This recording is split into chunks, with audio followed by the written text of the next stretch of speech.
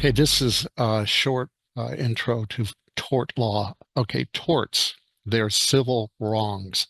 It's important to understand what that means. It means someone suing somebody, and it could be a natural person, a corporation, the government could be suing you.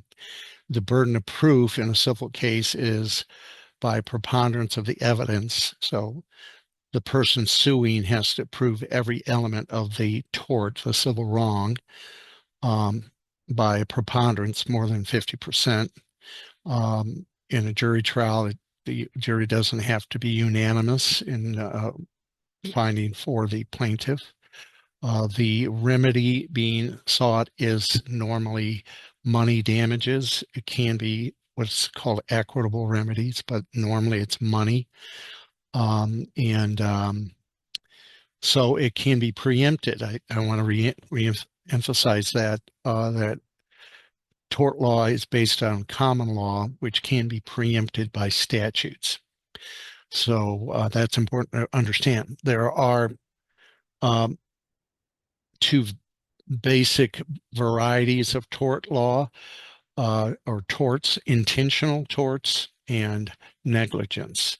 So intentional torts can be against a person or against property.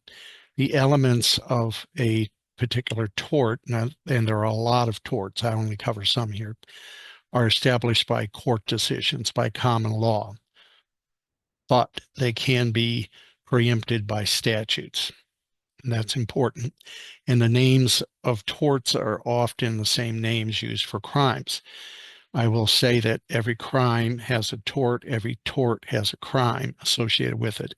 And a person can be prosecuted for a crime like O.J. Simpson for murder and be acquitted, being found not guilty, which is not the same as being innocent, and then still sued for the parallel tort. In his case, it was wrongful death. Anyway, so you have assault. Again, these require intent. Assault is the idea that you have a reasonable apprehension of an unwelcome touching. Someone is pointing a gun at your face or threatens to beat you up. That is an assault. There does not need to be a touching, but you need to be aware of it. And it has to be so to the point where it's unreasonable. Battery is the touching. A false imprisonment is someone, you know, restrains you against your will without legal authority. The intentional infliction of emotional distress, that's also known as outrage, something that's so beyond the pale that a reasonable person wouldn't tolerate it. Someone thinks it's funny to tell you that your loved one has died or whatever, and it ends up to be BS. Defamation, this is a big deal, but it boils down to a false statement communicated to a third party. This could be via the internet, whatever. False statement communicated to a third party that causes harm to a person's reputation. If you're a public figure, the party making the false statement is the media, which is a broad concept. It could be newspapers, magazines, bloggers, whatever. If you're a public figure, which is someone who is perhaps an elected official, or someone who's a celebrity, or someone who puts themselves out as a spokesperson for a particular issue, that person, if they think they've been a victim of defamation by a media defendant, has to prove that the media defendant acted with what's called actual malice. That is, knowledge of falsity or reckless disregard for the truth. That's so they have to establish that, which is very difficult to do. But I will say there is a variety of defamation where damages, which is normally what you're seeking, but you normally have to prove actual damages. But in defamation, there's a variety called defamation per se.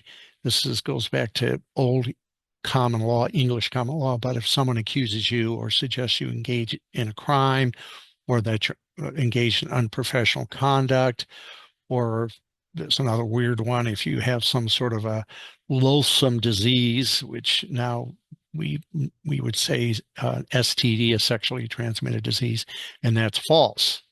You don't have to prove any actual damages. It's presumed based on common law. So that's defamation, invasion of privacy, variety of types of invasion of privacy. These include intrusion upon your seclusion. You have a right to, be be secure in your private affairs. Intrusion, like somebody spying on you or something. Someone misappropriates your likeness for commercial purposes, um, etc. There are a couple more types. Fraud, false statement, um, uh, communicated to a third party again, false statement reasonably, I should say a material false statement relied upon by a party to their detriment. So that's fraud. Wrongful interference with contract. This is germane to businesses where some third party wants to interfere with a contractual relationship, maybe, um, you know, to convince you not to do business with somebody. There are some limits there, like boycotts and stuff like that. All right, so intentional interference, uh, intentional torts on property. The big thing here is trespass. This is a very old concept going back to Roman law, where in a patriarchal society, the father owned the wife, the kids, the slaves, and if someone injured or did something to his property, that would be a trespass. So we have trespass to land. Someone is on your land, without your permission. Best to put signs up, inform them, document letters. Trespass personal property. Personal property is anything other than real property. You're talking about cars, goods, your book. Somebody takes it without your permission. Conversion is that they keep it. This is the parallel crime is theft. Disparagement of property. This is basically defamation of property, where someone, for example, says that piece of real estate is contaminated when it's not, that kind of thing. Okay, negligence is a single type of tort, whereas these other ones are just for every crime there's a tort. I didn't even list them all. But for negligence, there's really only one type of tort called negligence, and the key with negligence, intent is not an element of the cause of action. You have duty, breach, causation, damages. Duty normally is what a reasonable person is expected to do. There are higher standards for professionals like doctors, lawyers, accountants. They are held to the standard of care, of professional care in that profession nationally. They breached it for whatever reason. It caused directly or indirectly, and that's referred to as proximate cause, some sort of damages. Duty, breach, causation, damages. Now, I will say that if in a situation, if you understand this and you're in a situation where you might be liable, and that's the right word for negligence, it's best to nip the damages in the bud, try to cut a deal. And so then the party that has been injured cannot prove every element of the tort of negligence because they've already been paid off. Strict liability, these are abnormally dangerous activities or products. Think, if you have a pet, that bite somebody, animals under state law in Washington, if your animal bites somebody, you're on the hook. You have defenses, which we'll talk about, but especially if it's some sort of wild animal, like you have a hybrid wolf dog or you have some unusual animal you have. It's like there was a case about a woman who had a chimpanzee as a pet, and she would be drinking wine and down in pills with the chimpanzee, and some lady came over, was invited over to have a bite to eat with this woman and the chimpanzee. I think it was an orangutan actually, and the orangutan went crazy on the lady, ripped her face off, chewed her fingers off, poked her, got her eyes out. She was the first face transplant. You can look it up. Um, but lesson there: don't go to somebody's house who's got a odd pet. That would not be good. So, products, dynamite. People have tried to say guns are abnormally dangerous, but the problem there is federal law basically says gun manufacturers are immune from liability if somebody uses a gun in a crime or some other thing. There are ways around that, but the other thing is, products like vaccines. Again, the federal government has basically given vaccine manufacturers immunity uh, uh, for any negative consequences. There's a court called a vaccine court, but it's really not user friendly. All right, so product liability, it's a broad concept. It just means that you have a product that's, like a car, tires, food, whatever. Uh, and if it causes some sort of harm uh, based on negligence, really duty, breach, causation, damages, you know, this is, you know, fraud where they misrepresent what the product can do and it causes some injury. And then we have strict product liabilities and, abnormally dangerous product.